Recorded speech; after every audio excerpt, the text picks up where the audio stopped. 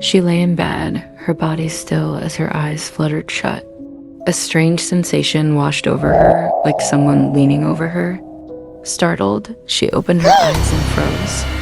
A dark, shadowy figure was crawling onto the bed. Her throat tightened as she tried to scream, but no sound came out. The figure had long black fingers that crept closer and closer. It leaned over her face, its heavy breath pressing against her skin, sending shivers through her body. Then, in a surge of desperation, she managed to move and let out a scream. The shadowy figure shot upward, vanishing into the ceiling. She lay there trembling, scanning the room, feeling completely drained and exhausted. With a deep breath, she whispered a prayer, clinging to the comfort it brought, and soon drifted back to sleep.